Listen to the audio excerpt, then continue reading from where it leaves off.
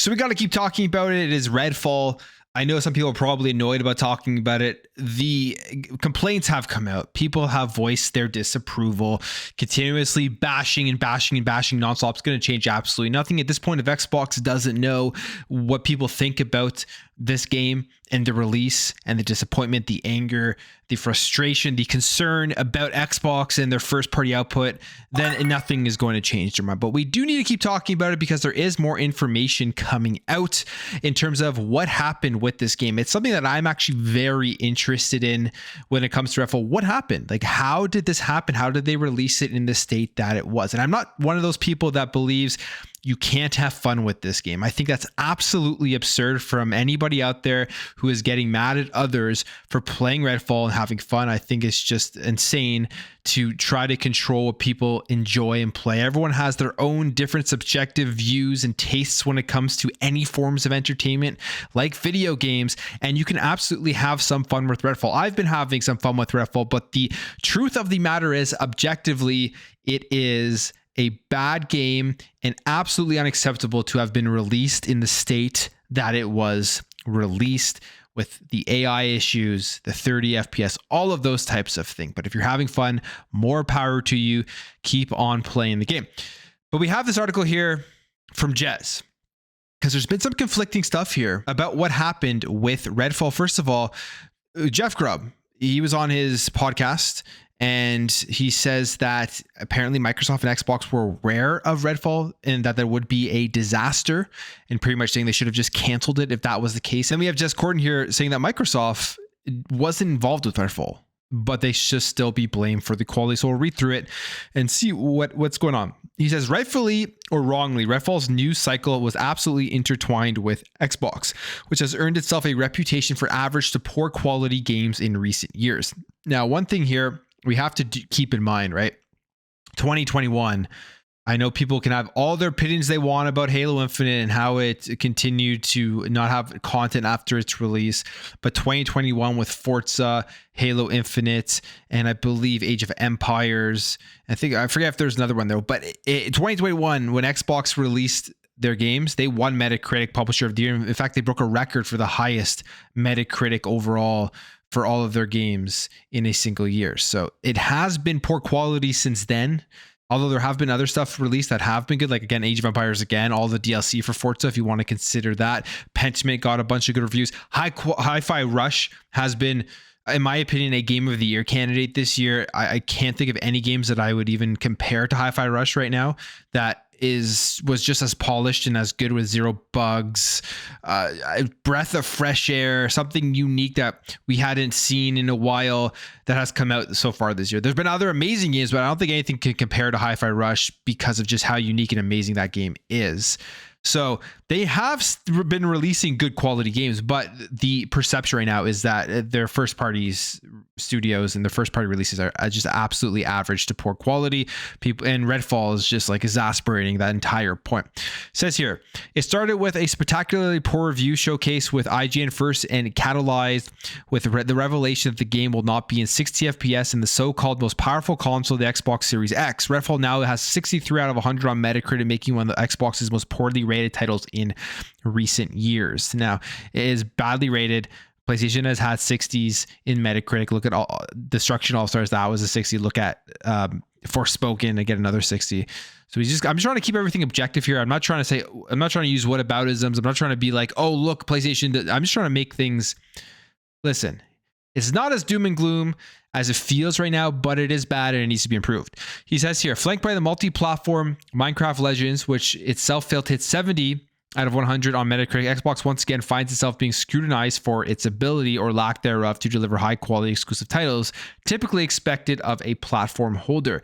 It has been a fact for some time that the Game Pass is probably Xbox's platform's best exclusive. However, increasingly it is being blamed for inconsistent quality at Microsoft. Common logic would suggest that if you're not selling masses of copies at retail, then you don't exactly need spectacularly high-quality games to cut through the competition. However, it won't help Xbox Game Pass growth if it garners a reputation for having poor quality exclusive games. Netflix, Disney Plus built their empires on awards, grade shows, and movies. Xbox has professed publicly that it wants to follow suit. one of the things with Xbox Game Pass that we have heard is that it is making money. It is growing, but in terms of the console growth itself, it's stagnated. I mean, Phil Spencer even came out and said they think they've reached almost everyone they'll be able to reach on console. And that statement is a bit concerning from a console fan's perspective, because we look at what's been happening recently with the console sales of Xbox. They seemingly are just dropping off a cliff, down 30% in their last quarter. You have to ask the reason why. People are going to point to the first party output, but we know that the facts show that most people don't buy consoles for first party. That's just a fact. We have the numbers. It's out there for PlayStation. It's out there for the gaming industry. So that debate or that argument, I don't think is completely correct when saying this is why people aren't buying consoles. What I think is going on right now at Xbox more so than anything is they've just stopped producing them, or their production has fallen off a cliff, just like the sales numbers. And it's really showing in the percentage decrease in overall hardware sales. So you have to ask yourself, are they kind of moving away from focusing on console as much anymore? If Game Pass subscribers on the platform on console specifically are stagnating, are leveling out, and they want to grow Game Pass, that's how they're going to continue to grow Xbox. Are they going to focus more on PC? Are they going to focus more on the cloud? Is that where all of their energy is going?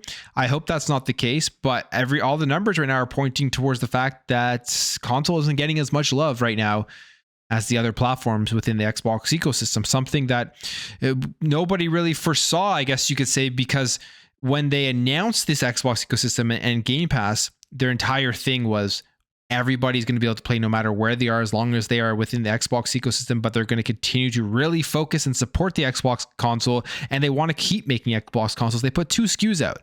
Obviously, it was a strategy to get as many out there as possible for people to jump into Xbox Game Pass.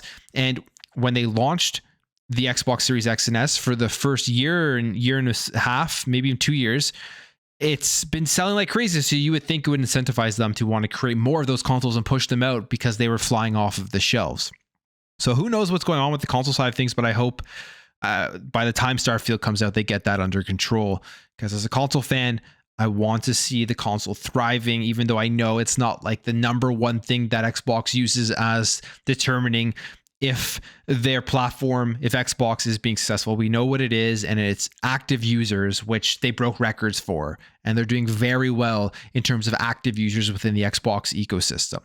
Now, this continues on here and says, one could argue that Xbox has found its footing in some ways. Xbox was 2021's most acclaimed publisher on Metacritic, after all, and Microsoft has found some success with Hi-Fi Rush at the start of this year. Absolutely true. Everyone always forgets about these things. We all have a very short mind.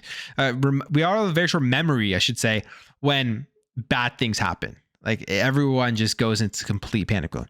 Says, after some investigation, I'm not sure Microsoft or ZeniMax have accepted the fact that failures of ZeniMax reflect on Xbox, and we're seeing that play out in real time with Redfall. Now, here's the question. The question I want to know, I would love to talk to somebody at Arcane, I'd love to talk to somebody at Xbox, and just see kind of what happened. And just, I want to know how involved guys like Matt Booty, how involved Phil Spencer's side of things were with Redfall.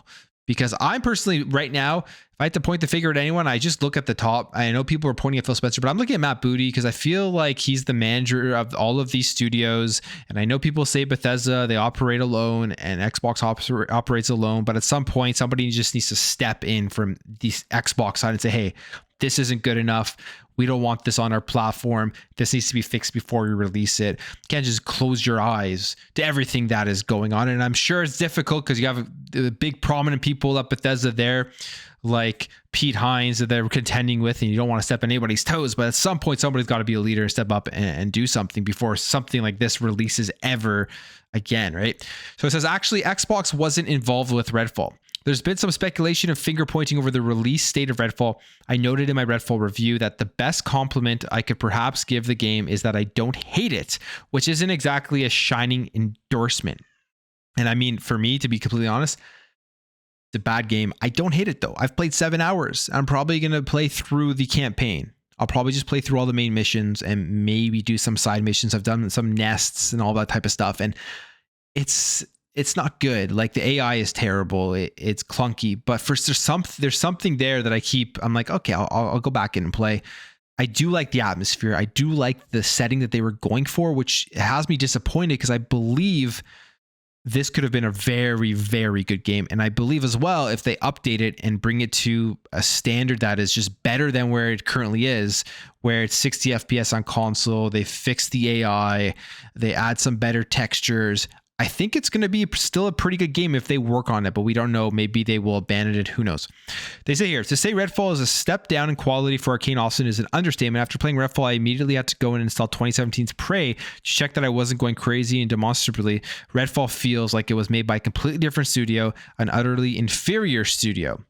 Now, he says here he's still gathering evidence on exactly why or how Redfall was allowed to release in this state. It's not just the fact that it's buggy, it's just a hollow game compared to titles Arcane has previously been known for. And that's very true. As you're running through the world, you can go to buildings, you'll find vampires, you'll find cultists, you'll find people to fight, but it is barren. Like there's not enough NPCs out there. It's not living enough for what Arcane is known for, which is like their world building and their atmosphere and all that type of stuff. So studio director Harvey Smith is responsible for titles like Deus Ex and Dishonored, and previously described Redfall as having immersive sim elements akin to their previous games. However, I can't help but feel that's incredibly far from the truth. Redfall doesn't even vaguely approach the quality bar expected of Arcane and indeed Xbox itself. However, I have been told by multiple sources that Xbox was entirely hands-off with this project, and that the game doesn't fall under Xbox Game Studios directors Matt Booty's responsibility. Because rightly or wrongly, right now Arcane is not an Xbox game studio by internal definition. This here is just crazy to me in multiple ways. Like, they have these internal definitions, they have all of these things, but the public perception with Arcane, with anything that's going to be coming out from Bethesda for the rest of time, is that it is a first-party Xbox Game Studios game. And to just close your eyes because the responsibilities don't fall under you. Nobody at any point on the Xbox side of things were like, hey guys, this isn't good. We don't want this to represent our brand. We don't want this to represent our platform. You got to put it back in the cooker or we're going to have to cancel it essentially. Or something's going to have to happen. At no point did anybody think that would have been a good idea. To me, is absolutely mind-boggling. At the end of the day, sure, they have these internal definitions. I'm sure there's a ton of bureaucracy in Microsoft. It's $1 trillion corporation. Like, they probably have to go through a lot of hoops and everything to get stuff pushed through. But if no one's paying attention to what people believe Bethesda is in, like, as a first-party Xbox Game Studios game, I don't know what's going on. That's again another thing where marketing has to be looking. Everyone who's waiting for this game, we're excited, if you're an Xbox fan, was because it looked cool, but it was the first real big output we were getting from this entire Xbox and Bethesda thing, the merger. So everyone had very high expectations. The fact that nobody from Xbox decided we need to look at this before it goes out, it's just crazy to me. It says Microsoft purchased ZeniMax a couple years ago, earning itself franchises like Fallout, Doom, and The Elder Scrolls. In the process, Microsoft has been eager to maintain a level of independence at the studios it has acquired to help maintain those studios' cultures and expectations. And if you remember the roundtable when the studios were acquired, this was something they emphasized, that they're going to be hands-off. And they're going to let them maintain their culture and all that type of stuff, which you absolutely can do, but there has to be some sort of oversight as Xbox before games come out. It just doesn't make any sense to me, especially if things aren't going good, right? Like, obviously this game, all the developers, they probably knew what the reception was going to be. I'm sure Arcane knew what the reception was going to be. There's no way that they played this game before it was released and thought that it was going to just fly over everyone's head and everyone was going to be in love with it. Now, he continues on here, says acquisitions are difficult, mergers are harder, and despite that, pundits online say Xbox and ZeniMax are still integrating. To call what happened with Redfall teething problems is probably an understatement, but like it or not, it's absolutely true that Redfall flew under Xbox's radar. People have been asking why Microsoft's gaming CEO Phil Spencer didn't delay Redfall, or why Xbox Game Studios led by Matt Booty didn't ensure a basic level of quality. ZeniMax is still operating as a separate entity, for better or worse. So there you have it. That is the facts of the matter based off of Windows Central, based off of what Jez Corden is reporting here. Phil Spencer, Matt Booty just didn't step in at any point, I guess, and said that this wasn't good enough, which again, crazy to me. I don't see how when a project is clearly not ready, project needs to be delayed, a project needs to be worked on, that nobody from the Xbox side of things would come in and say, guys, this thing needs to go back in the cooker, or we're going to have to cancel it, or we're going to have to put it into game preview. Like there's so many things they could have done, like release this into game preview. People would have been like, what's going on here? I thought this game was ready, but they would have been so much more open to all of the issues going wrong with this. So to me, it comes down to a management thing. We'll see what happens here. I don't think this is going to reflect. I know a lot of people are going up back and forth about like, is Starfield going to be bad? Is every first party game going to be like this now? I don't think so. I really don't. I do believe Starfield is going to be incredible. Absolutely believe in Todd Howard and the team at Bethesda. And I don't believe that they're going to make this mistake again. I feel like this is such an eye-opening thing for them, or at least you cross your fingers and hope it's an eye-opening thing for them, especially if this game falls flat on its face in terms of the amount of money that it makes. And you would assume with all the outrage, with the overall extremely negative reception, you would assume that this game is not going to sell very well, especially at that $70 price point, which is a huge mistake to have this game at $70 in the quality that it currently is at. But I will leave the video there, guys. Let me know what your thoughts are on Redfall. And like I said at the beginning, if you're having fun, enjoy the game. I'm going to continue to play through it. There is, for me, something there that is providing me with a source of entertainment. And if you're having fun, keep playing through it. And just let me know what you think overall about the game. And do you agree with the sentiment in general right now that this game was just completely objectively broken with bugs, AI, all that type of stuff? Or are you having a different experience, I guess I would say, than what the majority are saying online? If you enjoyed this video, hit that thumbs up. If you're new, hit that subscribe, and I'll catch you guys in the next video.